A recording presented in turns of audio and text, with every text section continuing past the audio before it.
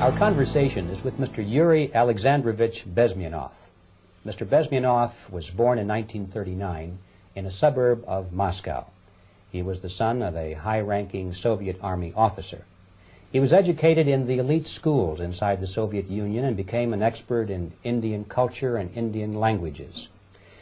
He had an outstanding career with Novosti, which was the, and still is, I should say, the press arm or the press agency of the Soviet Union. It turns out that this is also a front for the KGB.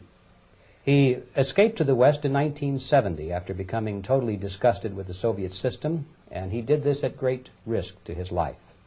He certainly is one of the world's outstanding experts on the subject of Soviet propaganda and disinformation and active measures. When the Soviets use the phrase ideological subversion, what do they mean by it? Ideological subversion is the process which is legitimate, overt, and open. You can see it with your own eyes. All you have to do, all American mass media has to do, is to unplug their bananas from their ears, open up their eyes, and they can see it. There is no mystery. There is nothing to do with espionage. I know that espionage intelligence gathering looks more romantic. It sells more deodorants through the advertising, probably. That's why your Hollywood producers are so crazy about James Bond type of thrillers. But in reality, the main emphasis of the KGB is not in the area of intelligence at all. According to my opinion and opinion of many defectors of my caliber, only about 15% of time, money, and manpower is spent on espionage as such. The other 85% is a slow process which we call either ideological subversion or active measures, активные мероприятия in the language of the KGB, or psychological warfare. What it basically means is to change the perception of reality of every American to such an extent that despite of the abundance of information, no one is able to come to sensible conclusions in the interests of defending themselves, their families, their community, and their country. It's a great brainwashing process which goes very slow, and it's divided in 4 basic stages. The first one being demoralization. It takes from 15 to 20 years to demoralize a nation. Why that many years? Because this is the minimum number of years which requires to educate one generation of students in the country of your enemy, exposed to the ideology of the enemy. In other words, Marxism-Leninism ideology is being pumped into the soft heads of at least 3 generations of American students without being challenged or counterbalanced by the basic values of Americanism, American patriotism. The demoralization process in the United States is basically completed already. For the last 25 years, actually it's overfulfilled, because demoralization now reaches such areas where previously not even Comrade Andropov and all his experts would even dream of such a tremendous success. Most of it is done by Americans to Americans, thanks to lack of moral standards. As I mentioned before, exposure to true information does not matter anymore. A person who was demoralized is unable to assess true information. The facts tell nothing to him. Even if I shower him with information, with authentic proof, with documents, with pictures, even if I take him by force to the Soviet Union and show him concentration camp, he will refuse to believe it until he is going to receive a kick in his fat bottom. When a military boot crashes then he will understand, but not before that. That's the tragic of the situation of demoralization. So the next stage is destabilization.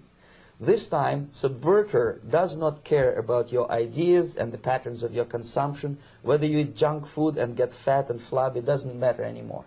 This time, and it takes only from 2 to 5 years to destabilize a nation, what matters is essentials: economy, foreign relations, defense systems. And you can see it quite clearly that in some areas, in such sensitive areas as defense and economy, the influence of Marxist-Leninist ideas in the United States is absolutely fantastic. I could never believe it 14 years ago when I landed in this part of the world that the process will go that fast. The next stage, of course, is crisis. It may take only up to 6 weeks to bring a country to the verge of crisis. You can see it in Central America now. And after crisis, with a violent change of power, structure, and economy, you have so-called the period of normalization. It may last indefinitely. Normalization is a cynical expression borrowed from Soviet propaganda. When the Soviet tanks moved into Czechoslovakia in '68, Comrade Brezhnev said, "Now the situation in brotherly Czechoslovakia is normalized." This is what will happen in the United States if you allow all these schmucks to bring the country to crisis, to promise people all kind of goodies and the paradise on earth, to destabilize your economy, to eliminate the principle of free market competition, and to put a big brother government in Washington, D.C., with benevolent dictators like Walter Mondale, who will promise lots of things, never mind whether the promises are fulfillable or not. Your leftists in the United States, all these professors and all these beautiful civil rights defenders, they are instrumental in the process of the subversion only to destabilize the nation. When their job is completed, they are not needed anymore. They know too much. Some of them, when they get disillusioned, when they see that Marxist-Leninists come to power, obviously they get offended. They think that they will come to power. That will never happen, of course. They will be lined up against the wall and shot. But they may turn into the most bitter enemies of Marxist-Leninists when they come to power. And that's what happened in Nicaragua. You remember most of these former Marxist-Leninists were either put to prison or one of them split, and now he's working against Sandinistas. It happened in Grenada when Maurice Bishop was already a Marxist. He was executed by a new Marxist who was more Marxist than this Marxist. Same happened in Afghanistan when first there was Taraki, he was killed by Amin, then Amin was killed by Babrak Karmal with the help of KGB. Same happened in Bangladesh when Mujibur Rahman, very pro-Soviet leftist, was assassinated by his own Marxist-Leninist military comrades. It's the same pattern everywhere. It's divided in 4 basic stages: demoralization, destabilization, crisis, normalization. They will be lined up against the wall and shot, wall and shot, wall and shot, wall and shot.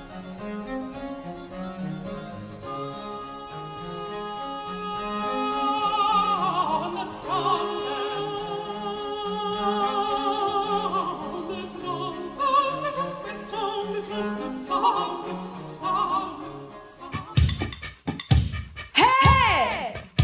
Is this my turn? You want me to sing now? Okay.